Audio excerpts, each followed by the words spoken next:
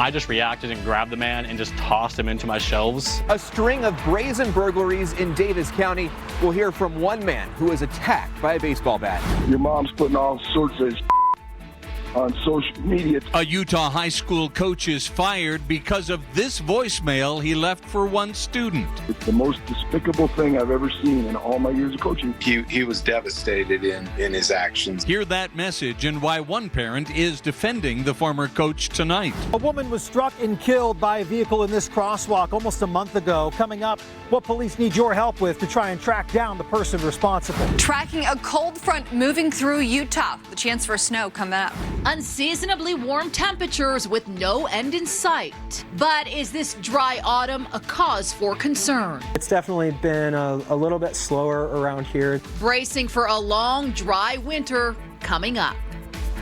Live from Utah's news leader, Fox 13 News at 9 starts right now. String of brazen crimes in Davis County has law enforcement on high alert tonight. Several stores in Layton and Clearfield were targeted by suspects armed with baseball bats. John Franke spoke to one store clerk who came face to face with those men. It's an interview you will only see on Fox 13 News.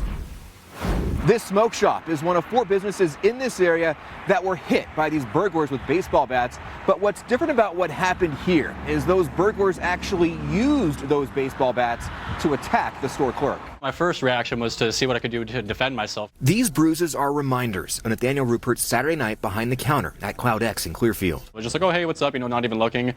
And then all of a sudden I started hearing him screaming. I look over and he's jumping over the counter. Surveillance cameras captured these images of the suspects inside the store. Nathaniel says one man stayed at the door while 2 others attacked him as he fought back. I just reacted and grabbed the man and just tossed him into my shelves. And while him and I were going at it, his other friend actually hit me with a bat. He hit me like, I think 4 times, 3 times. I don't know. I have a few bruises, but I got hit a lot of times. Investigators believe the suspects who attacked Nathaniel Saturday in Clearfield may be responsible for 3 other robberies Thursday night into Friday morning. Those crimes took place in Layton at 2 different 7-Eleven stores, as well as another smoke shop. In those cases, the store employees were not assaulted. Anytime somebody goes in and threatens a store employee with physical violence, that sets up a confrontation that could really turn serious. Now investigators in Layton and Clearfield are working to find the suspects. They're believed to be in their early 20s, less than 6 feet tall, and between 140 and 180 pounds. They may be driving a dark-colored car. Despite the bruises, Nathaniel was back at work the next day. While law enforcement recommends in situations like this to comply with the attacker's demands, Nathaniel doesn't regret fighting back. I really felt bad for what my boss has lost, you know what I mean? I can take a hit, that's okay. It's just $800, man. Now he's warning other store workers to be alert, knowing these suspects are still out there. Just keeping the fact that this has happened and people have discovered that they can get away with it, so just try to stay protected in any way possible. I don't care if you got a lightsaber, figure it out. If you know anything about these crimes, you're asked to contact police in either Layton or Clearfield. In Clearfield, John Franke, Fox 13 News, Utah. 2 high school girls in southern Utah were taken to the hospital after being hit by a suspected drunk driver. It happened just before 10 this morning. Hurricane police tell us the girls were in a crosswalk. One is in serious condition, the other only has minor injuries. The driver of the pickup truck was arrested on DUI charges. Police say he was also driving on a revoked license. Tonight, a $10,000 reward is on the table as police, friends, and family search for closure to a fatal hit and run in Mill Creek last month. Fox 13's Brian Schnee spoke to those who knew the victim and shares how you can help Unified Police close this case. Police say that Barbara Dwyer was walking to work that morning. She was in the crosswalk when she was hit and killed by an SUV. The driver took off after the collision. People come up to me every day asking if there's any new information, what's going on, and I think her family, us in this community, we all just really want closure. It's been nearly a month since Barbara Dwyer was last seen by residents and staff at the Wentworth Assisted Living Facility in Mill Creek. When she moved into our community, she was shy and timid, and she ended up just blossoming and coming out of her shell. Barbara had just started a new job, which she walked to a few streets away. Because seeing someone do well and, thriving and all these plans for more, and then just to lose them so unexpectedly. Photos show her smiling with friends. Those same friends wondering what happened to her and who's responsible for taking her life. Someone had to have known that they hit her. Police say they know the vehicle they're looking for. Take a look at this surveillance video we obtained. It shows a newer model white Toyota RAV4 hybrid moving through an intersection just south of the scene of the crash. Police say other surveillance video from the actual scene of the crash matches the same vehicle description. We've been searching for that vehicle and the person driving that vehicle ever since. And we're really hoping that someone will come forward, someone that knows something. We love you, Barbara. Love you, Barbara. As her community continues to mourn the sudden loss of someone who quickly captured their hearts. With some incentive from a $10,000 anonymous donation for a reward, police are continuing to ask for help locating the vehicle involved in this deadly hit and run. Barbara's family deserves to know who did this and what the circumstances were. We all just can't fathom how someone can just drive away and just leave someone on the street like that. The $10,000 reward is being offered for any information leading to the arrest and conviction of the person responsible. If you have information, please contact Unified Police. In Mill Creek, Brian Cheney, Fox 13 News, Utah. A new development now. Fox 13 News has obtained the voicemail left by Clearfield High School football coach Don Eck that led to his firing. Spencer Joseph has that voicemail to share with us tonight. Spencer. Yeah, the Davis County School District said in a statement in part, quote, Mr. Eck was placed on administrative leave on October 25th, soon after the allegations surfaced regarding his conduct. The district then investigated the situation and concluded that disciplinary action was needed. That was their statement today. Now, here is that complete voicemail that was just sent to Fox 13. Hey, give me a call when you can. I want to meet with your parents, man, because I keep hearing your mom's putting all sorts of on social media talking about the coaches up here, and I'm going to put a stop to that, bro, because let me tell you something. What they let you do, quitting on your teammates, is the most selfish thing I've seen in all my years of athletics. And I've been around a lot of players. But by them letting you quit on your teammates and go into this game shorthanded like we did, it's the most despicable thing I've ever seen in all my years of coaching. And I want to let both your parents know that, and I want to tell them face to face. So call me back so I can set up a meeting with your parents. Now, parents tell us this happened shortly after a playoff game with West Jordan High School where the student he called quit just before that game, leaving a hole in their lineup. Now, we spoke to a parent involved in the football program who defended the coach by saying, quote, everyone makes mistakes. You can hear more from that parent as well as the school district on our website right now, fox13now.com. Live in studio, Spencer Joseph, Fox 13 News, Utah. Well, we have another evening of cool temperatures, and in fact, it's not just cold temperatures out there. We've got snow falling in some places in northern Utah. Allison? Yes, up towards Bear Lake, and now we're starting to see that as a possibility here across the valleys as well. Currently 40 degrees here in Salt Lake City. A bit breezy. We do have our temperatures feeling like they're 33 degrees here in Salt Lake City right now with our wind out of the north at 10 miles per hour. So here's what you can see for our satellite and radar from the last hour or so. So we had some slick roads along Highway 89 up in the Cache Valley, that along the Wasatch Mountains, partly starting to see a few snow flurries.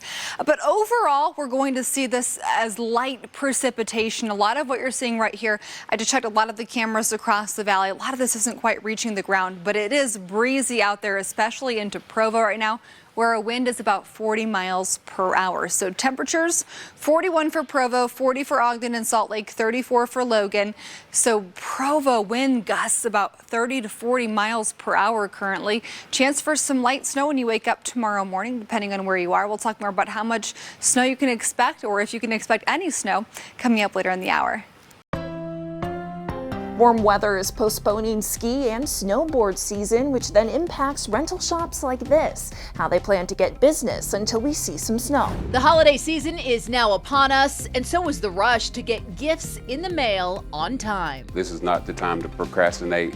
Get your packages in the mail stream early as possible. The tips, the pros at the post office want you to know now to avoid headaches later. And it's been growing and growing. Over the years, I've noticed it really makes a difference, the genetics of the seed. And growing for many months. Tonight, we show you what it takes to grow one of the biggest pumpkins the Beehive State has ever seen. It's a short week for Utah football as they prepare for their final regular season game on Friday. What are they most confident in? I'll tell you later, coming up in sports. A new Summit County program will allow animal lovers to set up feral cat colonies as long as they ensure the animals are well taken care of. Owners have to make sure the stray cats are vaccinated, sterilized, and well fed. The Summit County Council recently approved the pilot program after urging from local animal rescue groups who say it will likely cut down on the number of unnecessary euthanizations in the county. The pilot program will take place over the next 2 years. That's partly why we wanted to do a pilot, because we don't know the level of interest in the community for a program like this. The Humane Society of Utah hopes more rural counties adopt similar programs. The one in Summit County takes effect next week. The U.S. Postal Service has hired tens of thousands of employees, now beefing up their operations for the holiday season in hopes the gifts you ship make it on time. Last holiday season, USPS shipped over 1 billion packages. And to make sure they keep up this year, they say they've brought 112 package machines on board, opened 40 package annexes, and hired 40,000 employees. Their busiest week is expected to be December 13th through the 18th. And here's a tip for you. USPS says sign up for Click and Ship, and you won't even have to step foot inside a post office. They send you a priority box to your home for free. As long as you have a printer and a computer at your home, you generate a package pickup, and your normal mail carrier who delivers your mail would pick up your packages that same day. And that's great, very convenient. USPS says they try to get your shipment out before December 13th. They hope you will as well. Here's another good tip. Put a card with the address inside the box just in case the label outside gets damaged. A Utah-based company is reinventing how skis are made, substituting petroleum products in production with an algae-based bioplastic. Microalgae is grown in a fermentation tank, and that oil is then used to create these unique skis, materials produced with purpose in mind. Wonder Alpine launched in Salt Lake City in 2019, using combined decades of experience as ski builders and biotech to create their own supply chain. We kind of think of it as designing with intention. We can design materials for the end application, which in ski building never happened before. They're also now experimenting with repurposing waste material, making ski stands to send to retailers. Wonder Alpine is planning on opening a physical storefront sometime in January. The entire western United States is expected to see above normal temperatures up to December. So far, that's been true. Yeah, Fox 13's Emily Tenser has more on whether this trend is something to be concerned about and how it's affecting a local ski shop. Warm weather has eager skiers and winter lovers wishing for a drop in temperature. It leaves them asking, how long will this warm trend last? I'm not in panic mode yet. I mean, this is what weather does. It fluctuates. Dr. Jim Steenberg is an atmospheric science professor at the University of Utah. He says October's precipitation brought a great start to the snow season, but calls November disappointing. I think right now it's just a dry pattern that we're in at the moment. I still don't think for northern Utah that it's a indication of what's going to happen this winter. At Wasatch Touring in Salt Lake City, the shop sells and rents bikes, skis, and kayaks. Owner Dylan Timmer says they're a couple weeks behind from where they'd like to be. It's definitely been a little bit slower around here than we like to see at the beginning of the season. Now, even though warm weather is postponing ski rentals, he says people are taking advantage of the sunshine and getting out and mountain biking. So it's kind of balanced itself out with people still being out riding their bikes. Timmer is a skier and snowboarder himself. He trusts the snow will come eventually, and so will the business. Normally, if we have a season that starts a little bit later, it still ends up being a pretty good year, so we're definitely hoping for that. Steenberg says his biggest worry this winter is starting it with a deficit in our reservoirs. He's crossing his fingers we can see some snowfall soon. So I'm concerned. I'll be concerned until I see the snow measurements going well above average. And I hope that happens this year, but we just don't know how it's going to end up. Emily Tenser, Fox 13 News, Utah. Meantime, we are seeing snow falling in Summit County. Oh my goodness. Look at this. This is a live look at Park Avenue at Deer Valley Drive in Park City. Oh, that's so pretty with the Christmas lights all lit up and shining tonight. The flakes are far and few between, right? I mean, it's certainly not sticking to the roads, at least in this area, Allison, but will it intensify as we go through the night? Well, what's hard right now is it's dark outside. UDOT cameras, if they're not by a light, you have a hard time seeing what's going on. And where we've been seeing the majority of this snow has been up in Logan Canyon. And unfortunately, we just simply don't have any access to cameras up there. But up in that area, there was some light road snow, so you've got the possibility of it. But right now, it's more of a scenic view up in the Park City area. Front has moved through much of the state, and here in Salt Lake City, it's currently 40 degrees, but feeling like 33. Their wind out of the northwest right now at 10 miles per hour. So Salt Lake overnight temperatures this evening will be in the 20s, so we'll have a chance for some rain and snow. Right now what we're seeing is a little bit of enhancement off of the lake, and so light snow is going to be possible tonight. It's a very weak system. Behind this front, our wind has been about 25 miles per hour, and we'll have the chance for some light mountain snow this evening, even some light valley snow possible. Valley inversions that we had today will clear, and then we'll have much colder conditions for tomorrow. So this time of year, an average high 47, an average low is 30 degrees, so it's definitely cooler this time of year. Absolutely. We're heading into almost December, and that looks to be a more active pattern, but we had some precipitation up towards Bear Lake, some snow that was, reaching the ground eventually, kind of lining the grass along the roads, but right now, what we're seeing is a little bit of enhancement off of the lake. That wind is a cold wind over a warmer lake, and we're starting to see a little bit of precipitation being enhanced off of that. We're also seeing a little bit of snow, some flurries right now for Parley's Canyon. No traction laws in effect right now. Nothing major out of this.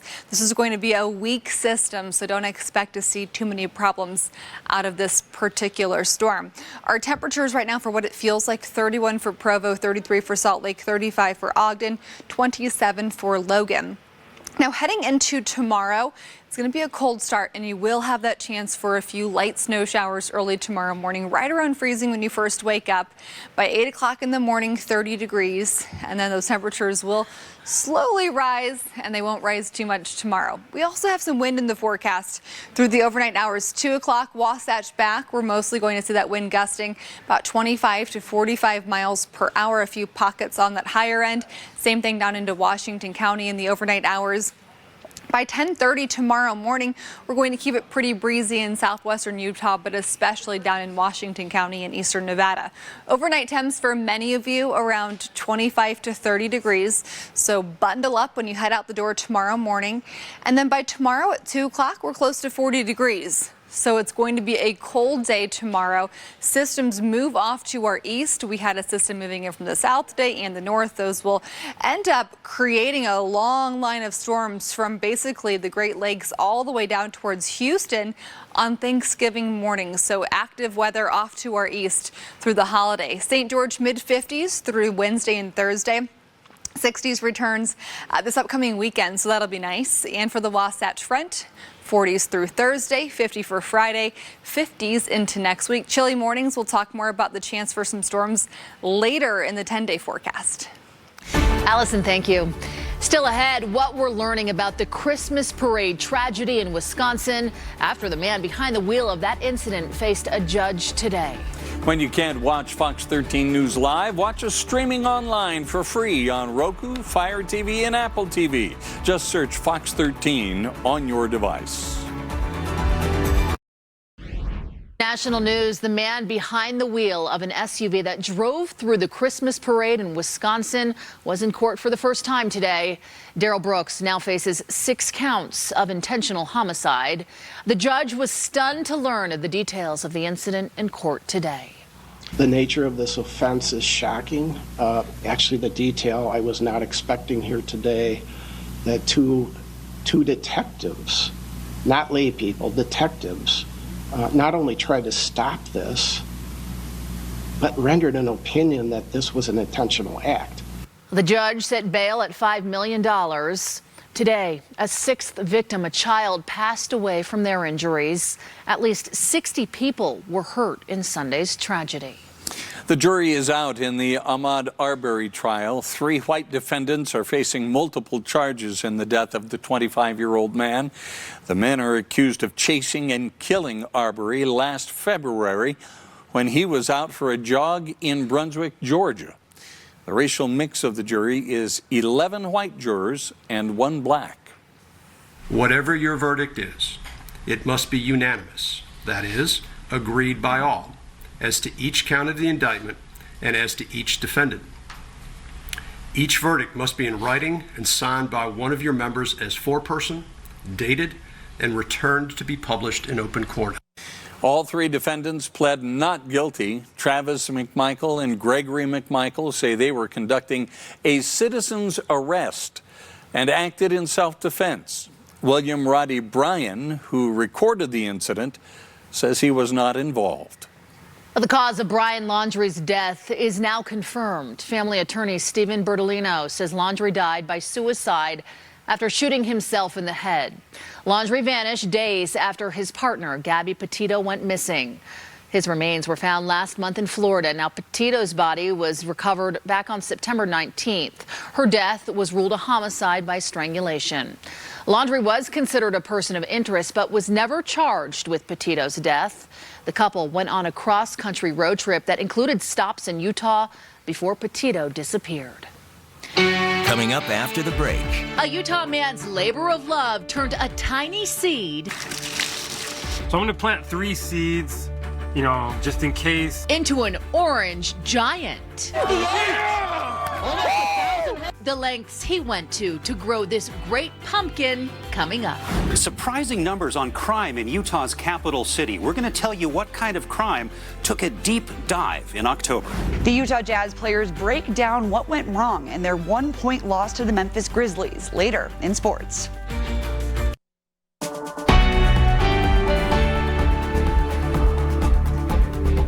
Welcome back to Fox 13 News at 9. Many of us have seen giant pumpkins, but what really goes into growing one? Fox 13 Spencer Joseph and photojournalist Thor Fiedler spent months with a master grower recording what goes into producing the great pumpkin.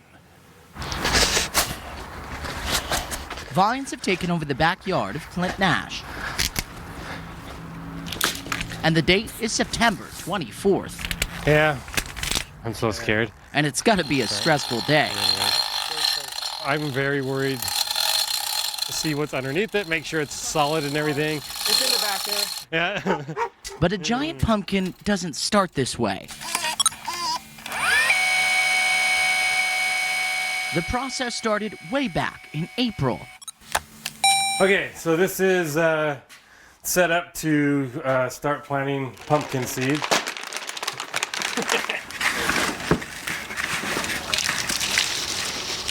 So I'm going to plant 3 seeds, just in case, kind of as a couple as backup. But the one he really wants to grow is this one, a seed from the largest pumpkin ever grown in Alaska. When you have a seed you really want to grow, you want to make sure you give it every chance possible.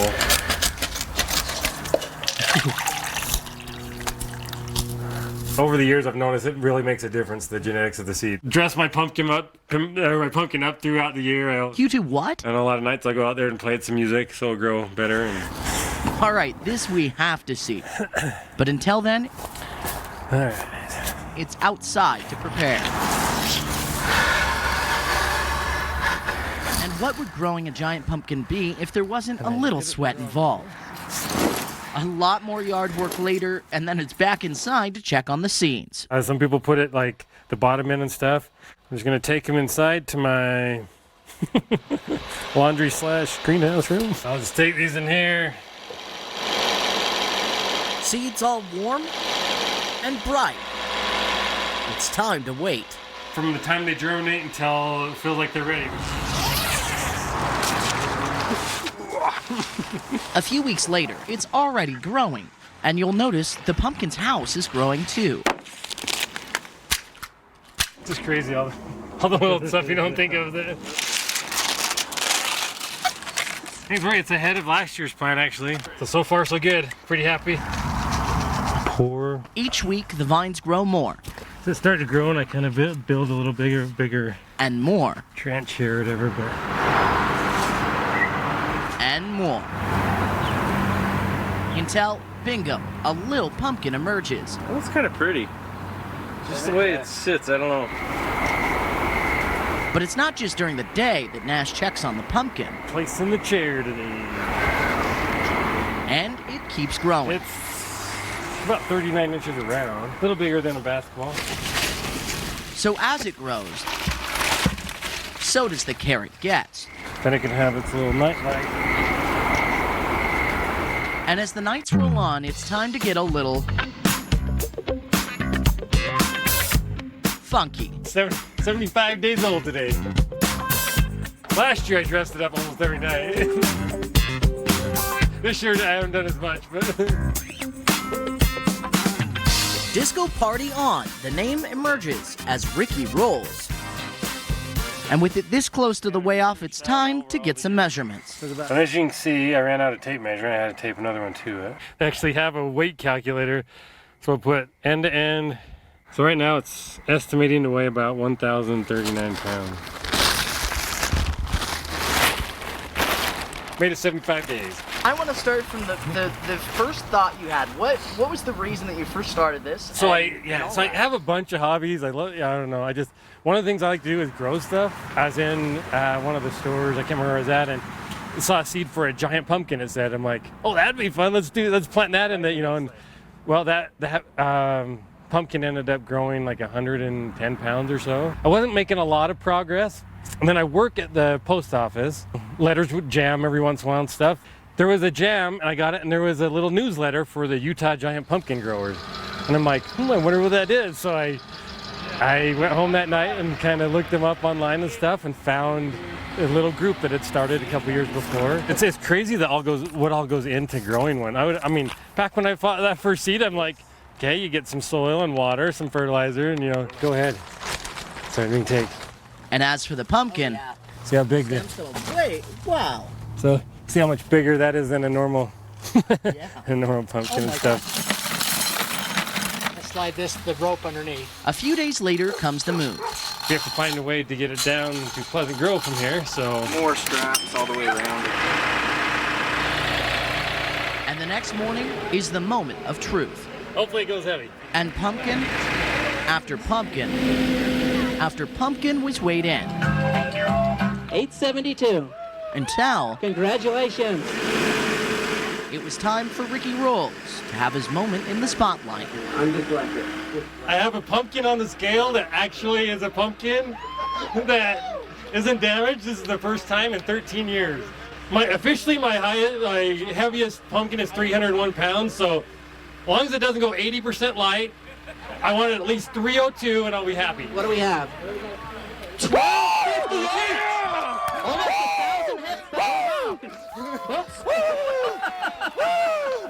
Almost 1,000 pounds more than what I was hoping for. Congratulations! You can do your happy dance. Nicely done. I can't believe that one. Good job. So as it was hugs all around. Was that what you expected? No. I mean, that's what I hoped. But no, I can't believe it. We wish we could tell you he came in first, but. So we have a new state record.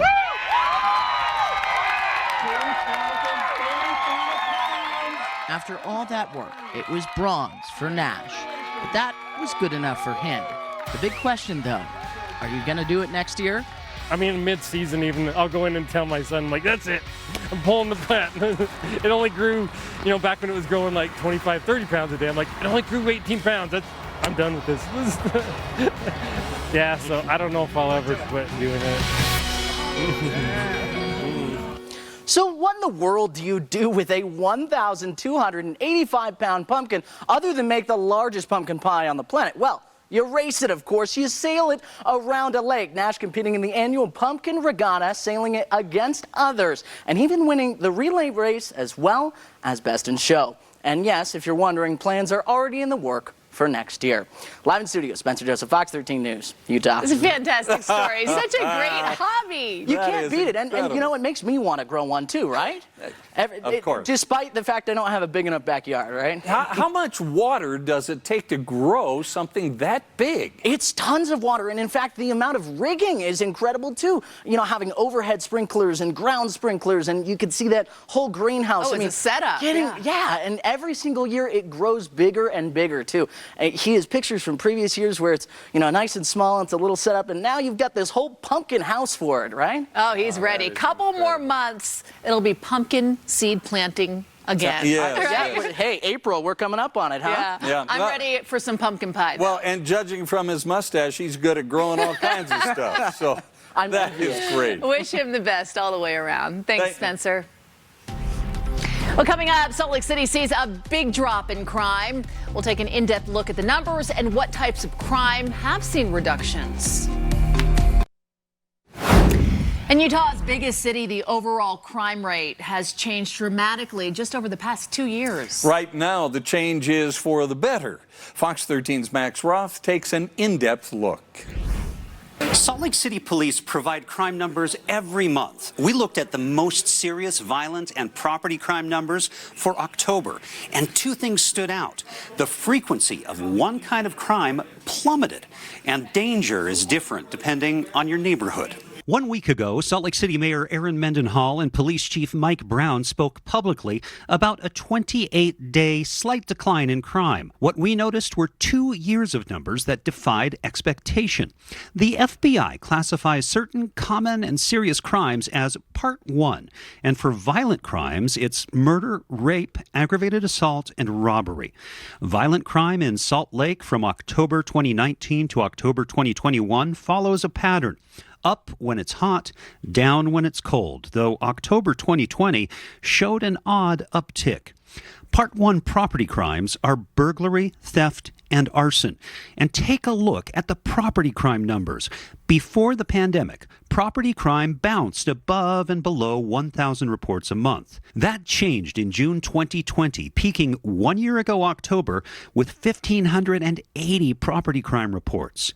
Of course, crime is not the same everywhere in Utah's capital city. That's easiest to see by looking at City Council Districts 6 and 4.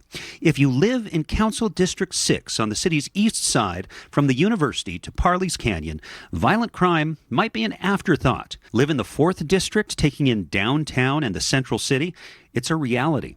In District 6, the worst months in the last 2 years had 6 violent crime reports total. The worst month in District 4 saw 90 reports of serious violent crime. And property crime shows the same. A bad month in District 6 was just below 100 crimes. In District 4, it was just below 400. That property crime spike last October is hard to figure. Unemployment numbers were good that month, but some of that was because of an 8-month slide, where almost 2% of working Utahns left the workforce. That's about 30,000 people out of work. In the newsroom, Max Roth, Fox 13 News, Utah. Still ahead, it's the season of giving. We'll show you how one team effort today helped keep refugee families warm this winter. I'm Andrea Urban. Real Salt Lake is playing in the first round of the Western Conference playoffs right now against the Sounders. We take a look at how they're doing in Seattle. And the Utah Jazz were on a 3-game win streak before yesterday's last-second loss to the Grizzlies. Hear from the players on what they think went wrong in that one-point finish. Some Utah refugees are a little bit warmer tonight thanks to some teamwork from FedEx and the nonprofit group Operation Warm. Dozens of FedEx employees spent the day delivering school supplies, also brand new coats to schools for refugees and families in need. Hundreds of coats, all made by Operation Warm, were packed into classrooms at Granite Park Junior High School, and lucky kids there got to pick out their favorite colors. We get students that come from countries where they have never seen cold weather or snow, and so it's very important for them to have these coats that they can go outside and play, and we're very excited to provide those for them. A special day for all those students. Operation Warm has been working with FedEx to deliver warm clothes to kids in need since 2008. Light the World giving machines are back in Utah. The machine at University Place in Orem opened today. The one at City Creek Center in Salt Lake City opens tomorrow. The giving machines allow you to pick something to donate, vending machine style. Items include food, clean water, farm animals, educational supplies, and much more. It's organized by the Church of Jesus Christ of Latter-day Saints. This year, there are 10 giving machines located across the country. The Unified Police Department's Choose Gang-Free program has put together 100 Thanksgiving dinners and delivered them to families in need today. Some of those families are part of the program, which aims to stop people from becoming involved in gangs. The produce was grown locally by the Salt Lake County Jail Garden Program. Cold front is moving through Utah right now, so what we can expect out of this is the possibility of some snow even down to the valley floors. When you first wake up tomorrow morning, temperatures close to 30 degrees, 6 a.m., 8 a.m., and even at 10 o'clock tomorrow morning. We are going to have that chance for some light snow here across northern Utah. We've seen a few flurries this evening, mostly up towards Park City, Highway 89, up towards Logan, Cache Valley, Logan Canyon towards Bear Lake in the last few hours. But overall, we're going to just see cooler temperatures and also the chance for some lake-enhanced showers heading into our overnight hours. So overnight temperatures will be close to about 30 degrees for Ogden, Salt Lake, and Provo at 7 o'clock tomorrow morning. Temperatures in the mid to low 20s for Park City, Logan 27, St. George 36. By tomorrow afternoon, we're going to have those temperatures close to 40 degrees. So we're going to end up with sunshine, and then we'll have those cool afternoon temperatures, and with the clear sky tomorrow night, it'll be a very chilly Wednesday night into Thanksgiving morning. So tomorrow here across the state, Salt Lake City 40 degrees, Park City low 30s for a high tomorrow, Moab 49, St. George 55 degrees. Through the evening, we're going to have the chance for some lake-enhanced showers just southeast of the Great Salt Lake, and we'll start with those snow levels about 4,500 feet or 5,000 feet. Those will drop below to about 4,000 feet, mostly after 11 midnight tonight. So we're going to end up with the possibility through tomorrow morning to see some light snow out of this, depending on the wind direction, a couple of other factors. But then we're going to see that clearing. So how much snow are we talking about here over the next couple of hours? So over the next 24 hours through tomorrow night, we're going to end up with additional snowfall, potentially an inch of snow here in Salt Lake City. One of my favorite things to do is look at a blend of several different models, and that particular blend has Salt Lake City between about 1/2 inch of snow up to an inch of snow. We're looking at mostly a couple of inches of snow up in the mountains out of this system, so not a major system whatsoever. But if we do end up with more than 1/10 inch of snow here in Salt Lake, that would be our first measurable snowfall for the season. We did have some trace amounts of snow in mid-October, but it wasn't measurable, which is that 1/10 inch. Now for St. George, you're in the mid-50s Wednesday and Thursday on Thanksgiving. This is your 10-day forecast, by the way. I know there's a lot of numbers on the screen, but we wanted to show you that next week we're going to keep it in the 60s through next Friday in the beginning of December. It looks like around December 3rd or 4th, so next weekend, not this weekend, but the following, that looks to be like a chance for some storms to develop. But until then, we're very dry, 40s through Wednesday and Thursday. 50s return after that. We'll keep it in the 50s through the end of next work week. And again, better chance for some showers to develop around the 3rd or 4th of December. Before last night, the Jazz were on a 3-game winning streak, beating their opponents by 16 or more points. But Memphis Grizzlies came to Salt Lake City with their own chip on their shoulder after a 43-point loss a day earlier. Now, it was a back-and-forth game between two good teams. Rudy Gobert almost perfect from the floor, 9 of 10 for 23 points and 13 rebounds. Spida with 18. Bojan Bogdanovic led the way for Utah with 24, making 2 clutch threes near the end of the game to give the Jazz the lead. But it was the Memphis Grizzlies' Ja Morant who dropped 32 and Jaren Jackson Jr. who hit the dagger 3 of 26 to give Memphis the 1-point victory. We let up, and that's a team that wanted this win bad, and we just can't let up. That's the biggest thing. Keep our foot on the gas. It's on us at this point. To be honest, it's just we got to do it, or this happens. You can't put it on 2 plays. It's a consistent thing over and over again. We got to lock in as a group. It comes down to 14 seconds, and they made the plays, and we didn't. That's what it comes down to in a game like this. Before that 6-point lead, I think we had opportunities to push it up a little bit, and just never really got to get over that hump. For us, it's just continue to work, continue to be accountable. We just got to be better. After a shaky start to the season, the Utes have proved yet another year that they belong in the top of the Pac-12. From only one non-conference win to beating number 3 Oregon by 31 points on Saturday, I asked the players if they knew that they had this in them all along. Yeah, I think that's another kind of theme to this year, and to a lesson that everyone will take from this is know who you are, because circumstances change and things, but you just got to know who you are. And I preached how good this team could be before the season, and then the first 3 games happen, everyone's like, oh, they're just blowing smoke. But it's like, no, I know what we're capable of. So it's really cool to see it come to fruition. I mean, I knew this dating back to last year, and that played a big reason why I came back, just believing in everybody in this program and understanding the culture we have, the mindset the team has. This is kind of what I expected. It didn't start out exactly how we wanted, but we're finishing exactly how we wanted, if not better. I'm just really excited for the future. And you can watch the Utes take on Colorado right here on Fox 13 this Friday afternoon at 2 o'clock. Real Salt Lake is out with their captain, Albert Rusnak, due to testing positive for COVID-19 before the first round playoff game against Seattle. Of course, former head coach Freddie Juarez is there for Seattle. A scoreless at half. Seattle had the ball for most of that first half, but it was RSL's defense who was there to save the day. The game is still scoreless as they begin the second half. Come on, Real Salt Lake. I know, and they're the underdogs in this situation, but when you lose your captain to testing positive for COVID, it's just like, it's just one after another, so. Well, perhaps it's a rallying point for them. Totally. We hope. So they've rallied in the past. Now or never, you guys. Thanks, Andrea. We'll be right back. Thank you, everyone, for being with us tonight. QuickCast is up next.